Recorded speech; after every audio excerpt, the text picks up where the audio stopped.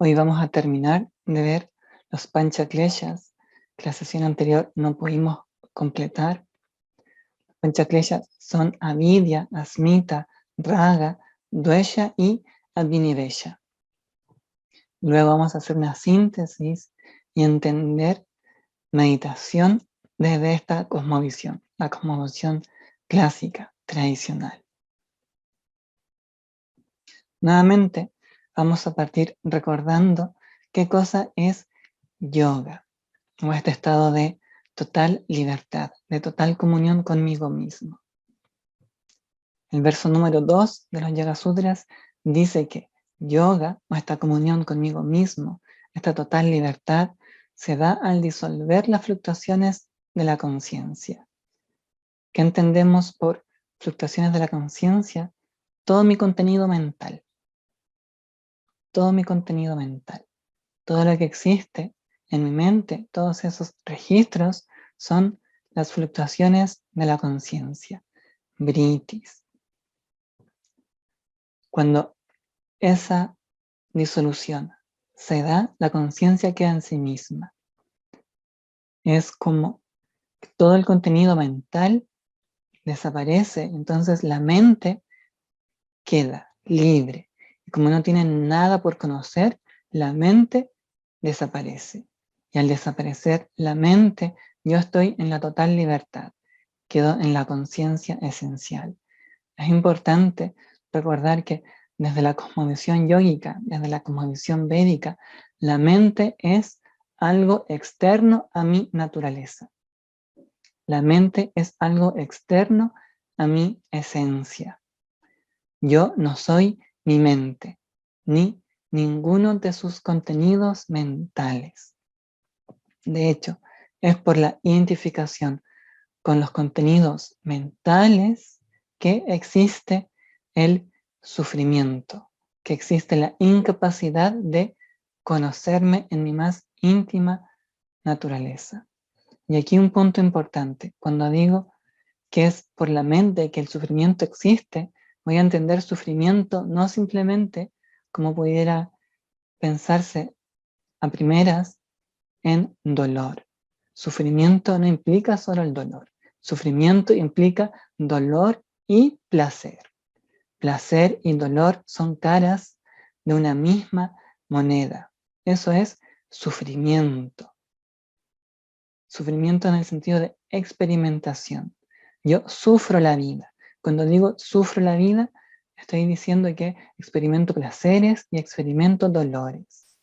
El placer y el dolor son una misma realidad, son lados distintos de una misma realidad.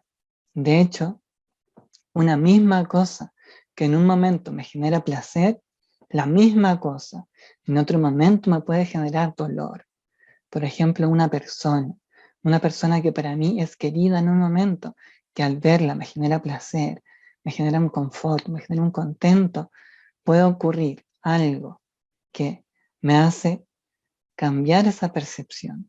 Y ahora cuando vuelvo a ver a esa persona, me genera disconfort, me genera incomodidad, me puede generar rabia, me puede generar pena.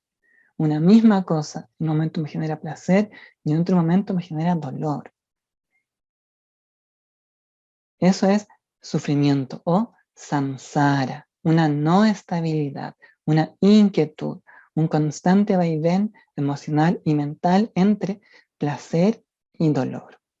Eso es el juego de la mente, un vaivén constante entre placer y dolor, placer y dolor, placer y dolor.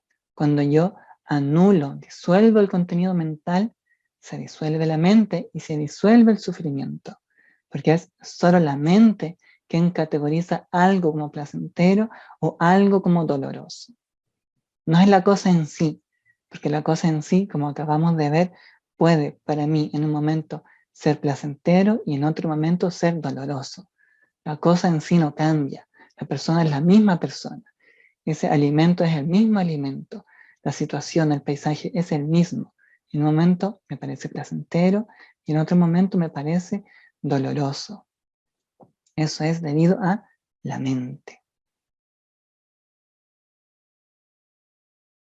Por eso, cuando la conciencia no queda libre, empieza el dominio de la mente, y la mente se identifica con su contenido. La mente toma la forma de lo que está conociendo. En un momento, esa identificación con el objeto que genera placer, en otro momento, la identificación con ese objeto que genera dolor. Eso hace la mente. Y hoy vamos a ver claramente esa programación mental.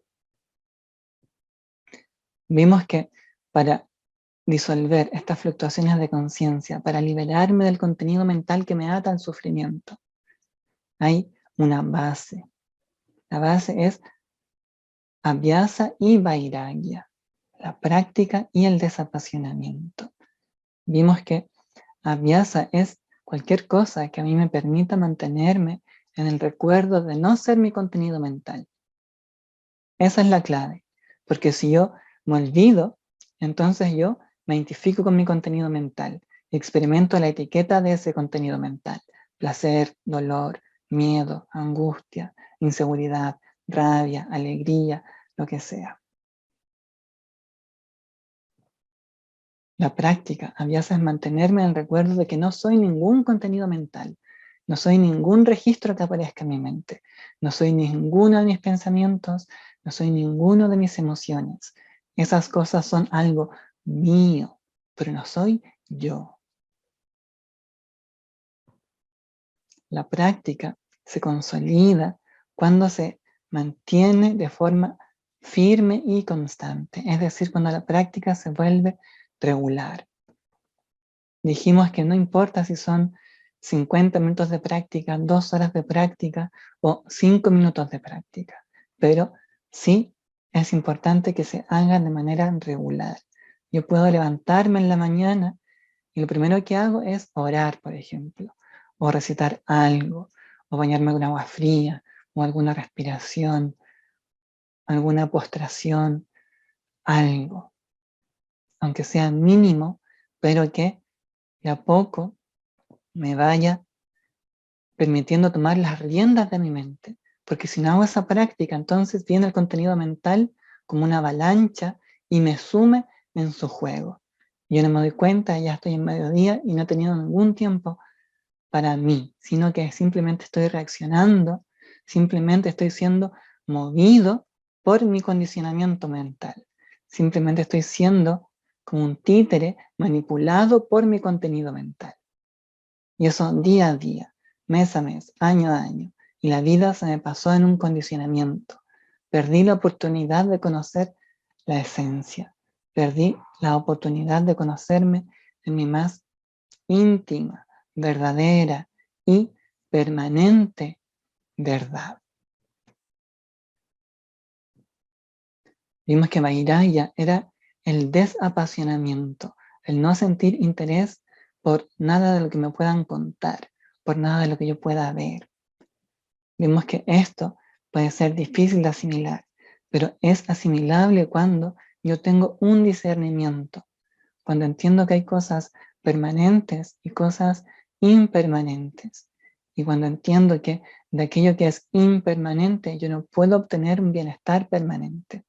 ¿Qué cosa es impermanente?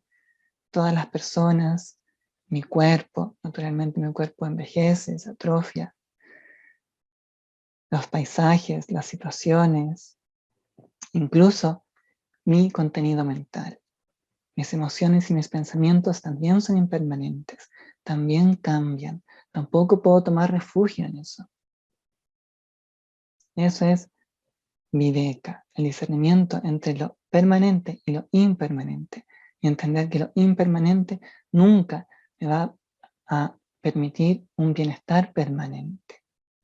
Naturalmente, cuando entiendo eso, en mí se despierta un desapasionamiento, un desapego, un no interés, un no coloramiento por cualquier cosa que yo pueda conocer.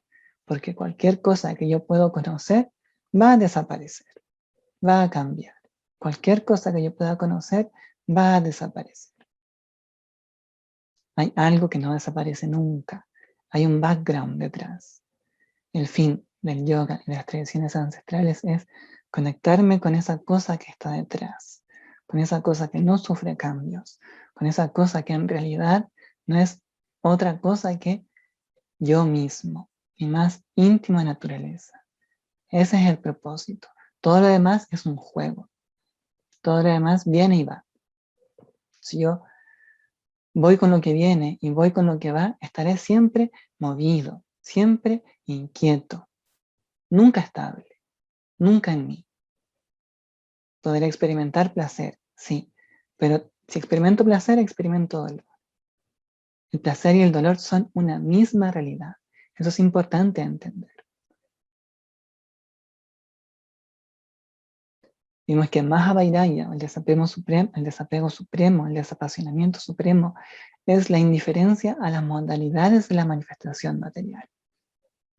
Es decir, a todo lo que yo puedo conocer. Ha calado en mí el profundo conocimiento, la profunda visión de que todas las cosas que yo puedo conocer son pasajeras. No siento ningún interés hacia ellas. Me mantengo en mí. Entiendo que cualquier posible goce que yo derive de algo externo es un goce secundario, es un goce limitado, es un goce condicionado. Está condicionado a la existencia de esa cosa, a la mantención de un particular estado de esa cosa, o esa persona, objeto.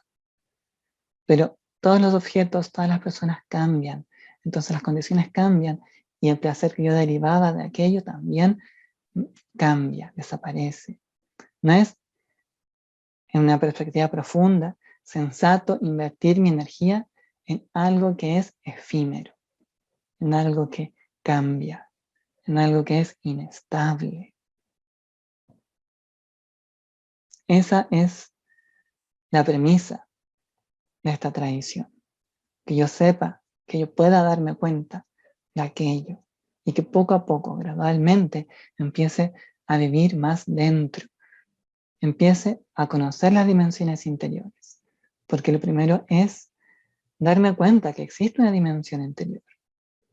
Si yo no tengo ningún juicio, ningún cuestionamiento frente a lo que experimento, entonces yo simplemente vivo en las dimensiones externas. Y eso está bien hasta un determinado momento, un determinado estado de maduración. Pero una vez que yo maduro más profundamente, me doy cuenta que esta realidad externa es algo que está fuera de mi control. Por más placentero, por más ordenado que esté todo, va a desaparecer. Mi cuerpo va a cambiar. No lo voy a poder experimentar o gozar de la misma manera. Estoy atado a ese condicionamiento material. El yoga propone que el tener una forma humana, esta combinación material, es la puerta de entrada a una dimensión infinita. Una dimensión que no está limitada por el tiempo y el espacio. Es decir, que no está limitada por la materia. Esto puede sonar radical o difícil de asimilar. Pero no es tan difícil si uno ha tenido atisbos de esos estados supramentales, esos estados atemporales, aespaciales. Una manera fácil o una manera accesible de tener acceso a esos estados es mediante particulares preparaciones o particulares plantas o particulares sonidos. Cuando yo estoy bajo un estado alterado de conciencia, bajo el influjo de alguna planta, una planta poderosa, yo puedo llegar a experimentar esa atemporalidad, esa aespacialidad, esa conexión con todo, esa no individualidad, esa no focalidad. Yo puedo experimentarlo. Y todas mis historias personales, mis condicionamientos, mis miedos, mis rabias, mis angustias, mis expectativas, mis inseguridades, todo eso desaparece o se ve mínimamente. No tiene real importancia cuando yo estoy en esos estados de conciencia. El yoga propone que yo puedo a voluntad acceder a ese estado de conciencia que es más real. Ese es el estado más real. Los demás son superposiciones. En los Yoga Sutras en Kaivalya Pada, el último Pada, el último capítulo, el verso que abre dice que yo puedo acceder a yoga mediante yanma, mediante tapas, mediante aushadi, mediante mantras y mediante samadhi. Yanma es nacimiento.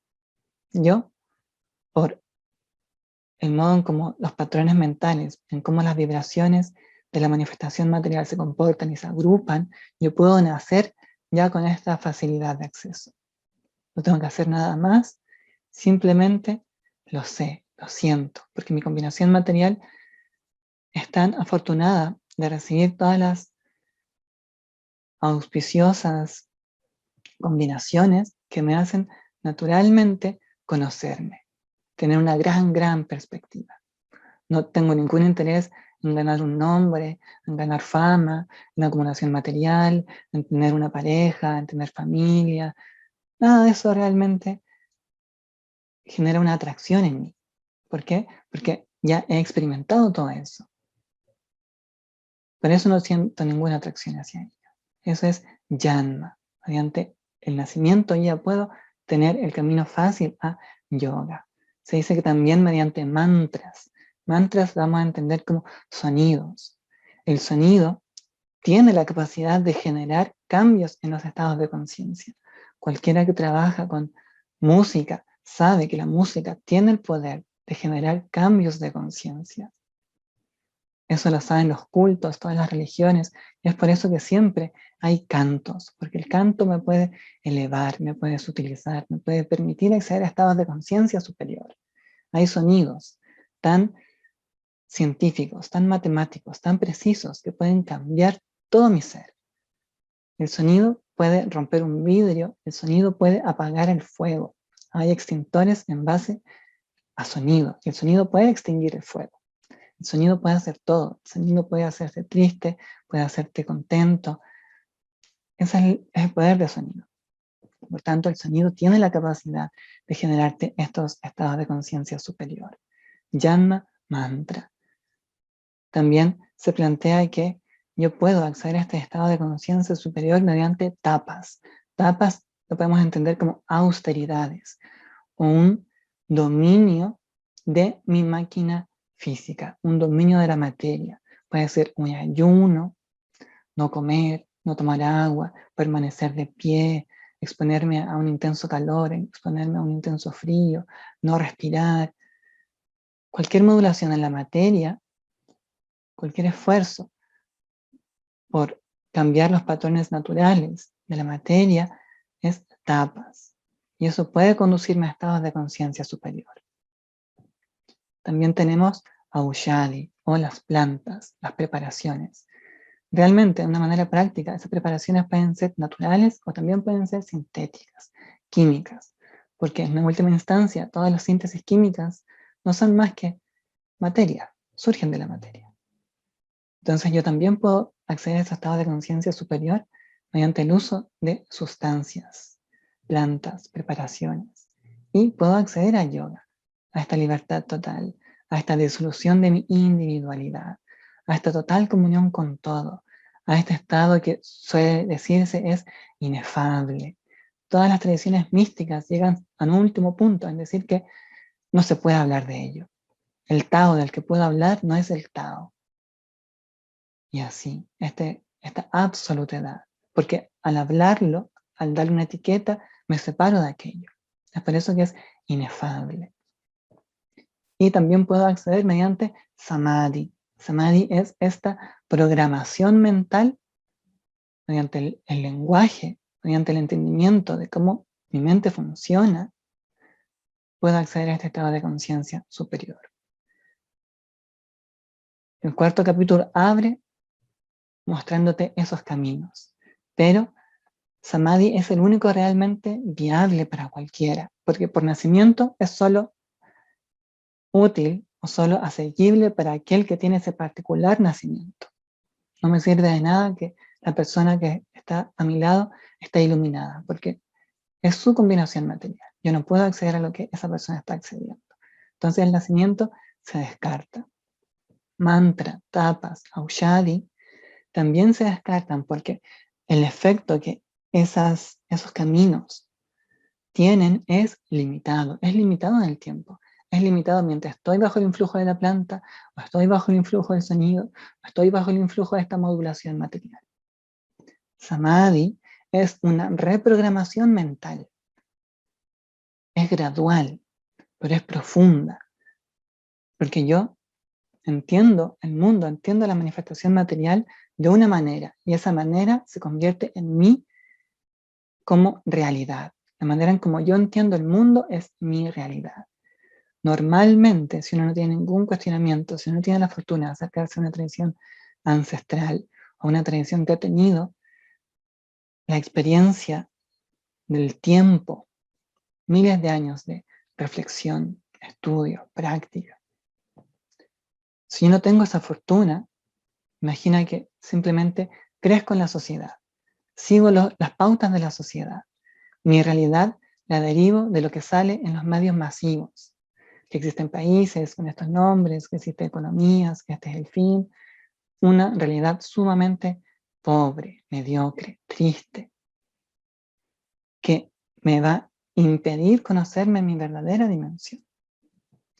Entonces, ¿yo cómo puedo vulnerar aquella programación que fue impuesta desde el momento mismo de nacimiento? Si nazco en una cultura de ciudad, en una cultura capitalista, en una cultura reduccionista, entonces estoy prácticamente obligado a vivir mi vida de esa manera. Llegar a mi crisis de mediana edad y sentir algún llamado en otra dirección, o ya una segunda crisis cuando estoy cerca de morir y darme cuenta que desperdicié mi vida. Perdí mi vida. No sé ni siquiera qué cosa es esto. Yoga te da la oportunidad de vulnerar esa programación triste, vulnerar esa programación limitante, vulnerar ese condicionamiento. ¿Cómo? Mediante una reprogramación, mediante un reentendimiento de la realidad. Muchas veces las personas, y recuerdo que Paula Muriel lo dijo en la sesión anterior, ya, ¿qué hago si tengo que hacer algo en la vida real? Y ahí está el punto. Porque esa vida real no es real desde este paradigma. Esa vida real de pagar cuentas o cosas, mientras la sigas llamando vida real, será real para ti. Ese es el asunto. Y ahí viene la desprogramación. Esa es la clave. Hay una realidad superior. Esta realidad, desde que me despierto, es una realidad relativa. No vamos a decir que no es real, pero vamos a decir que es una realidad relativa, una realidad dependiente, depende de algo. Así como el mundo del sueño y el sujeto del sueño, el protagonista del sueño y el mundo del sueño dependen de algo más. Cuando yo estoy soñando, yo pienso que el sueño es real y aparecen personas que yo no conozco, aparecen situaciones que yo no conozco, situaciones que yo no he pensado voluntariamente y las experimento. Y mientras estoy soñando, yo pienso que todo eso es real. Incluso si alguien viniera en el sueño y me dijera, mira, te voy a decir un secreto, presta atención. Todas estas personas que tú crees que existen, que tú puedes tocar, que puedes escuchar, no existen. Existen solo en ti, están en tu mente. Tú pensarás en el sueño que esa persona está loca o te está diciendo algo incoherente. Que todas estas personas que tú estás experimentando en el sueño existen solo en tu mente. ¿Cómo puede ser eso posible? Si las estás viendo, las puedes escuchar, las puedes tocar. Incluso esa persona te puede decir, es más, este paisaje, este país, este planeta, todo este universo, solo existe en ti.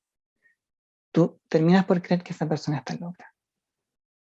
Pero realmente, cuando te despiertas, te das cuenta que todas esas personas, todos esos personajes, todos esos paisajes, todos esos universos existían solo en ti. Su realidad era relativa. Su realidad dependía de un soñador, dependía de alguien que está en su cama soñando ese mundo, soñándose a sí mismo como experimentador de ese mundo. Por ahí nos acercamos a entender la realidad. Sabemos que la realidad es fractal. Entonces puedo usar la realidad del sueño para acercarme a mi verdadera dimensión. Vamos a seguir.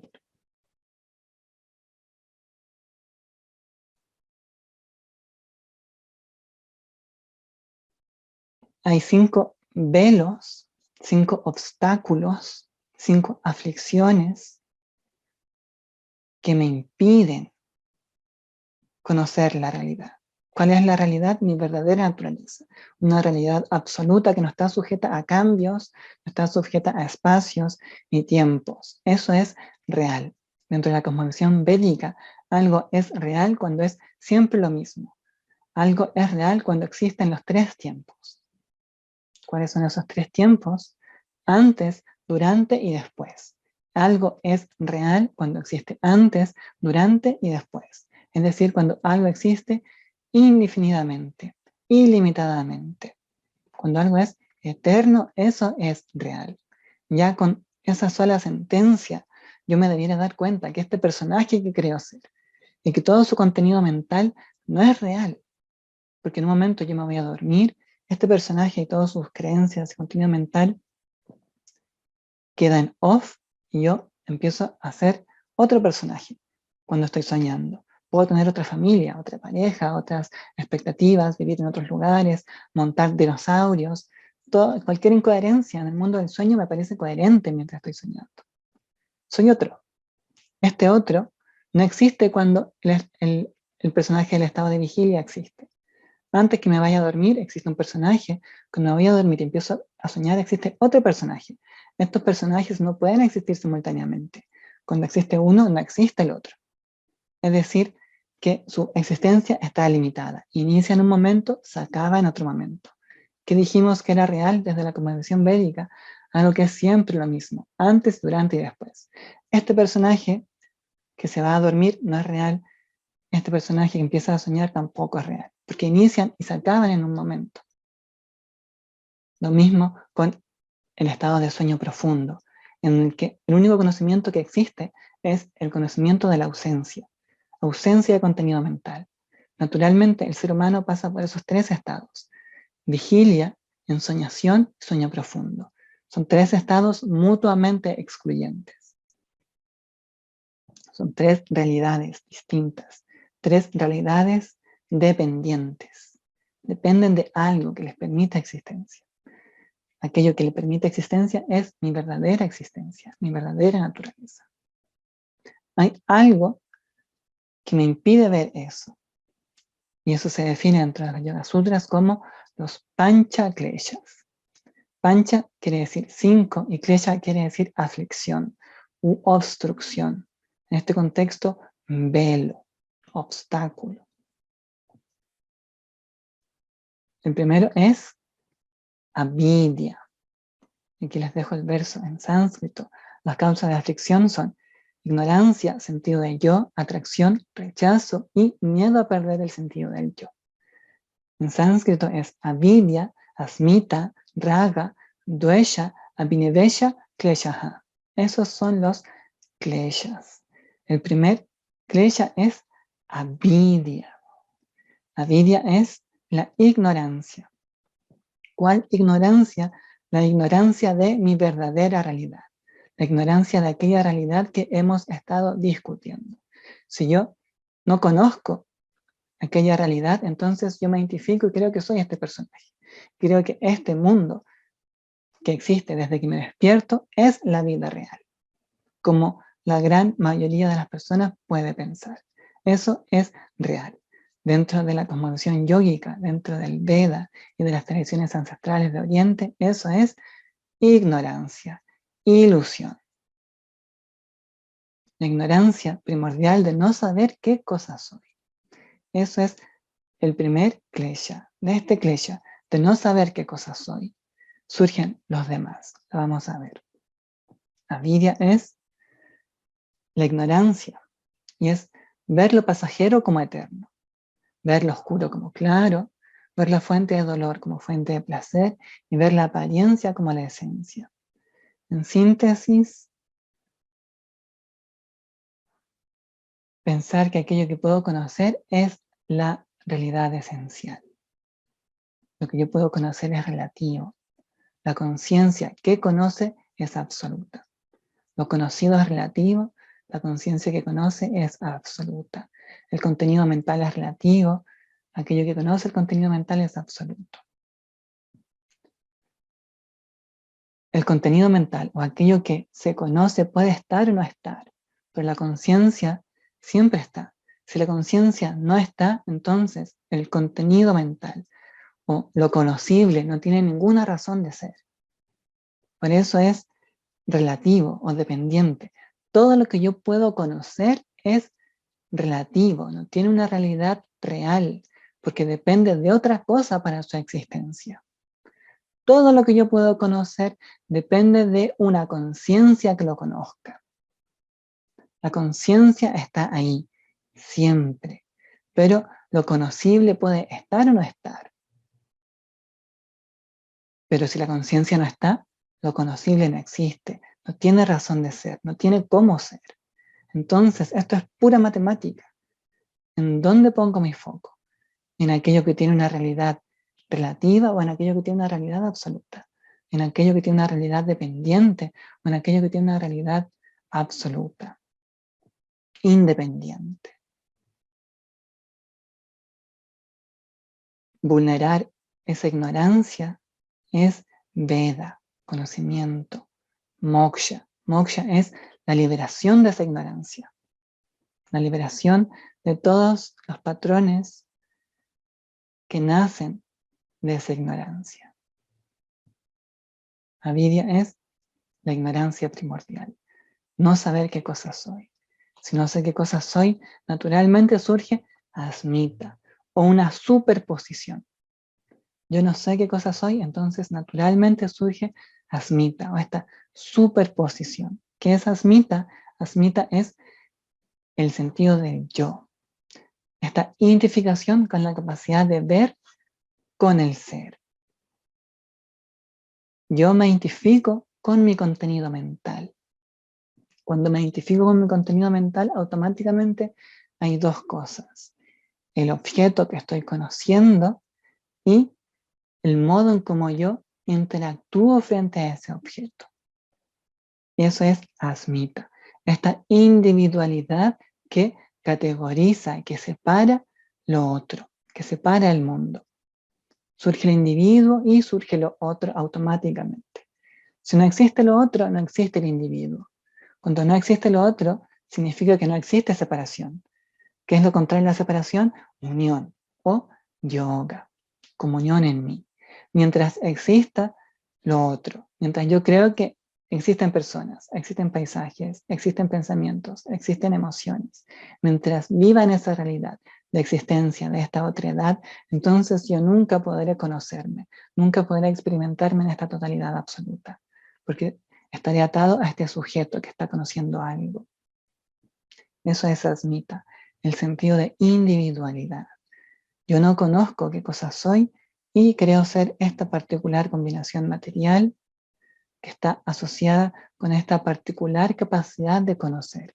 Esta combinación material, este individuo, en este contexto, este ser humano, tiene una capacidad de conocer. Puede conocer formas, colores, sonidos, personas, situaciones, creencias, puede conocer todo eso. Pero eso es relativo. Eso puede ser conocible porque existe en esta combinación material una capacidad de conocer. Como yo no entiendo que hay una cosa atrás que me permite a mí conocer, yo me identifico con esta particular capacidad de conocer individual, limitada, mi propia mente. La mente, de hecho, literalmente eso es mente.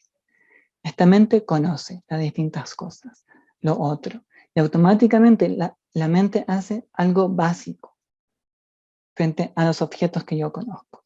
Cuando digo objetos me refiero a todos los estímulos sensoriales, a todas las personas, paisajes, a todas mis creencias, a todas mis emociones y todos mis pensamientos. Todo eso es objeto.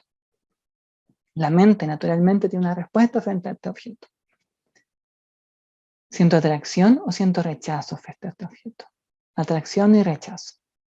Eso es lo más básico. Esto me gusta, esto no me gusta. Y así surge raga y dvesha. Raga es la atracción como consecuencia de la identificación con aquello que genera placer. Y duesha es el rechazo como consecuencia de la identificación con aquello que genera dolor. Yo naturalmente voy a sentirme cómodo con algo que me gusta. Y voy a sentirme incómodo con algo que me gusta. Pero si volvemos a lo que dijimos al comienzo, yo no tengo control sobre la manifestación material. A veces van a haber cosas que me gustan y a veces van a haber cosas que no me gustan. Eso siempre va a estar supeditado al placer y dolor, al sufrimiento. Cuando hay algo que me gusta, yo siento placer. Cuando eso algo que me gusta se va, yo siento dolor. Cuando algo que no me gusta viene, yo siento dolor. Cuando algo que no me gusta se va, yo siento placer. Ese incesante vaivén, esa constante inquietud, esa no plenitud, ese no estar nunca totalmente tranquilo en mí, es samsara. Y es lo que se pretende disolver. ¿Cómo lo disuelvo? Mediante una perspectiva profunda, mediante un entendimiento profundo. El dolor y el placer existen porque existe una capacidad que está etiquetando la realidad, que está etiquetando lo otro, la mente. La mente está etiquetando como bueno o malo, me gusta o no me gusta. Esa misma etiquetación es la causa del sufrimiento. Por eso, si yo puedo, de manera práctica, trascender aquella etiquetación. Esto ya no es bueno ni malo, blanco, negro. En la práctica voy entendiendo que todo es simplemente un cósmico devenir, un rebote de vibraciones y combinaciones materiales. No hay nadie malo, no hay nadie bueno, no hay nadie que me haga un mal a mí, no hay nadie que me haga un bien a mí. Es simplemente un devenir, un natural juego de la materia. Cuando empiezo a asimilar ese pensamiento, ese insight, esa visión, la atracción y el rechazo empiezan a disolverse. Si la atracción y el rechazo empiezan a disolverse, el placer y el dolor empiezan a disolverse. Porque el placer y el dolor solo pueden existir en alguien que está experimentando ese placer y ese dolor. Pero si no hay placer y dolor, no hay atracción y rechazo, asmita o la mente, el sentido de yo, desaparece. Cuando la mente desaparece, lo único que queda es la vida misma, la existencia, la conciencia esencial, en total libertad, totalmente libre de toda esta mochila de mi historia personal, totalmente libre de todas estas cosas que yo quiero hacer, totalmente libre de todo lo que estas personas puedan pensar de mí, totalmente libre de cualquier cosa, total y absoluta libertad. Eso es samadhi, una ecuanimidad en mi visión, una neutralidad en mi visión. No hay bueno, no hay malo, no hay atracción, no hay rechazo, no hay en mí ninguna etiqueta. Quedo realmente libre y por tanto realmente por primera vez apto para vivir, totalmente presente, sin juicios, sin ninguna coloración. Entonces cada evento que sucede yo lo vivo de manera presente, sin recurrir a ningún prejuicio, a ningún registro anterior. Viene una persona y estoy totalmente frente a esa persona y la puedo conocer de verdadera manera, sin el condicionamiento de su ropa, su color, la manera como habla, ninguna de esas cosas. Puedo conocer directamente, praña, un verdadero conocimiento. Eso es yoga, eso es comunión conmigo mismo. No es un rechazo a la manifestación material, sino que es la verdadera manera de vivir la vida, en libertad, libertad del personaje. Dentro de la cosmovisión védica y yógica, el sufrimiento o la no claridad está dada por este personaje que creo ser. Y eso está dado por no ignorar, o sea, por ignorar mi verdadera realidad. El último velo es Abhinivesha. Y es el miedo a dejar de ser alguien. Porque yo puedo entenderlo intelectualmente.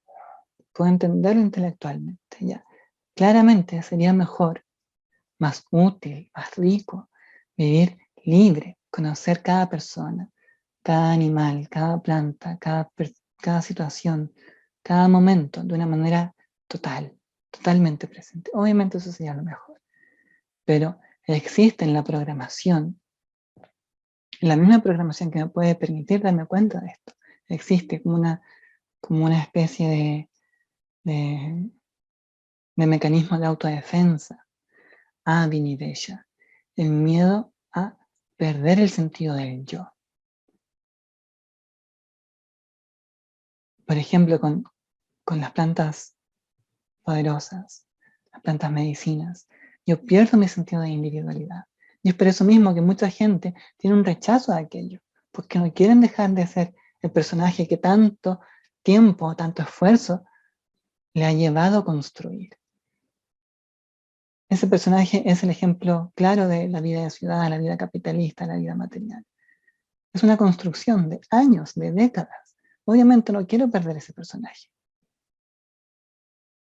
Pero si yo no pierdo ese personaje, nunca viviré realmente. Nunca podré tocar la vida de manera íntima, de manera real.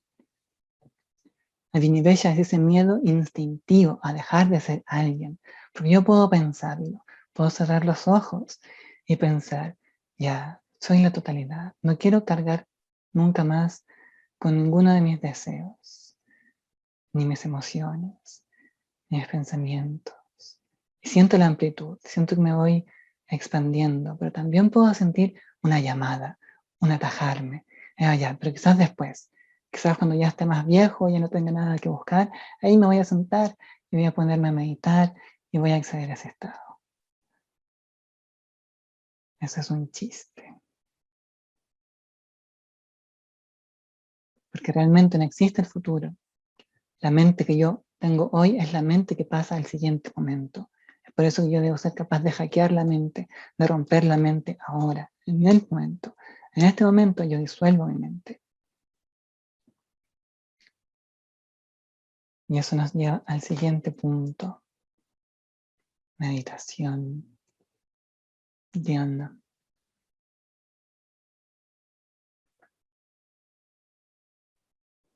Meditación es aquel estado en que el personaje no existe. En que no hay ningún deseo de movimiento en ninguna dirección. No hay ninguna necesidad de nada.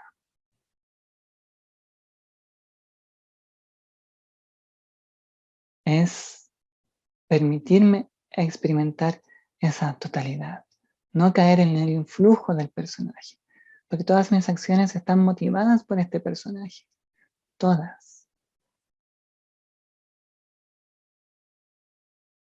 De manera práctica o concreta podemos decir que meditación es un estado de no mente,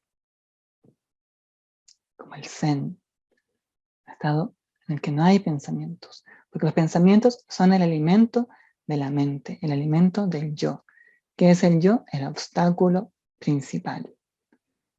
El personaje, tener expectativas, tener deseos, es el obstáculo principal. Buscar algo es el obstáculo principal. Dhyan. La palabra es Dhyan, de hecho. Dhyan, Chan, Zen. Son extrapolaciones del mismo concepto. Cuando Dhyan se fue a China, se transformó en Chan, y cuando de China fue a Japón, se transformó en Zen. Es el mismo concepto de no mente.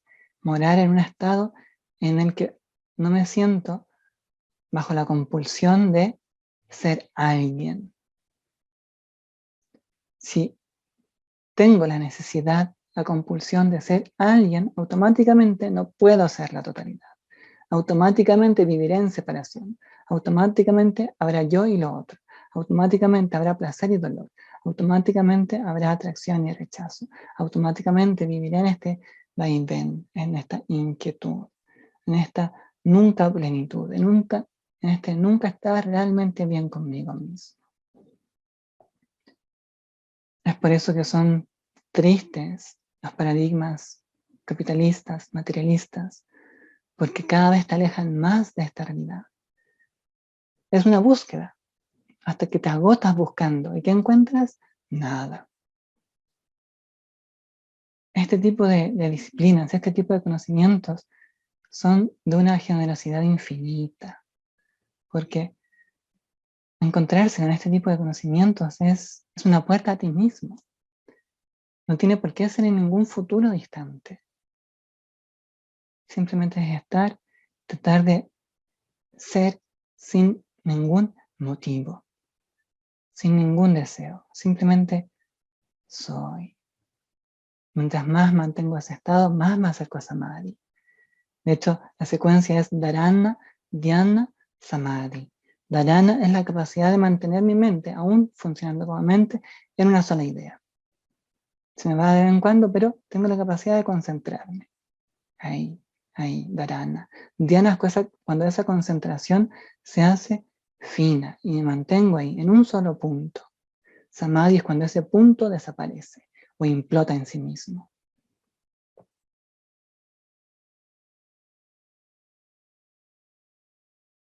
Puedo experimentarlo. Uno siempre está siendo movido por los pensamientos y las emociones, pero eso no es necesario.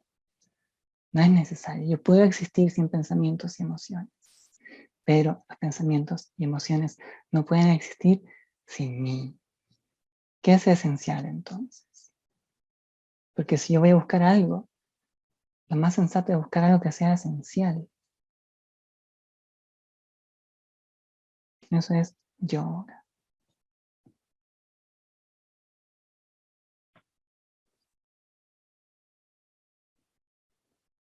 Ahora voy a mirar.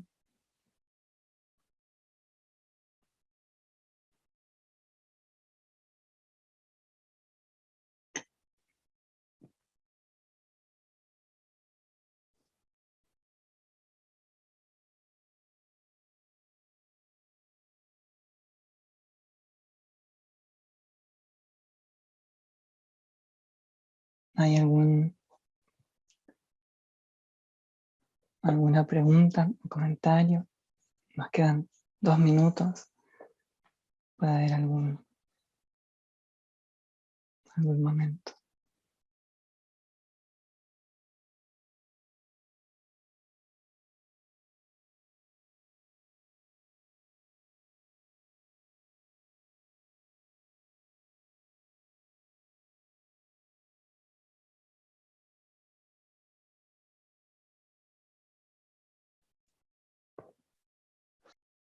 Por eso Ramana tenía 3 maneras de enseñar a sus alumnos, dependiendo de su nivel, y el nivel más avanzado, él simplemente estaba.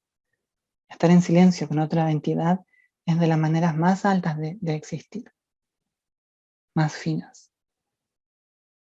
sin bajar al uso del lenguaje, sin bajar a los discursos mentales.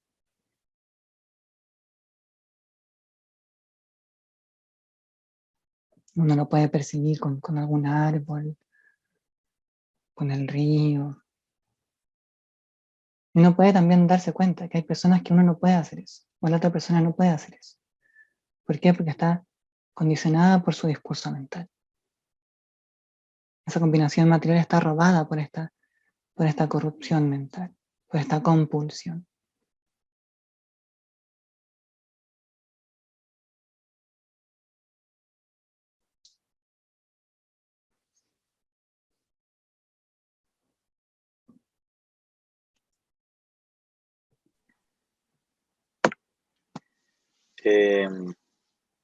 A mí me quedó muy claro y gracias por todo el conocimiento, hermano. Se agradece ahí por la entrega, el servicio y la claridad, porque de repente son cosas, no es física cuántica, no es algo inalcanzable y muy difícil de asimilar. De hecho, creo que es lo más simple, y por eso mismo se pierde. Y el ser como más mundano, por decirlo así, le gustan cosas complejas y complicadas, pero a veces esto que es tan simple se olvida. Entonces se agradece el recordarlo y el reafirmarlo, porque a veces si uno no lo reafirma y no lo habla, esto que es tan simple se olvida y uno empieza a dar color a todo y una interpretación, y la simpleza y esa esencia que debería estar siempre recordándose se va. Entonces se agradece como el recuerdo, porque es algo que todos sabemos en el fondo. No es algo que te ponen de afuera y que tienes que acomodarte o no calzas o te tienes que amoldar. Entonces algo como de recordar nomás, por recordar ser niño, ser esa esencia y lo que es esencial, sin el color, sin el color. Así que, bueno, muchas gracias. Y ahora, con tu último comentario, recordé a alguien que decía que compartir desde la mente era hablar, compartir desde el corazón era cantar juntos, y compartir desde el alma era estar en silencio. Bonito. Entonces, recordé justo ahí con tus palabras y me gustó, porque así quedamos, como en silencio. Sí.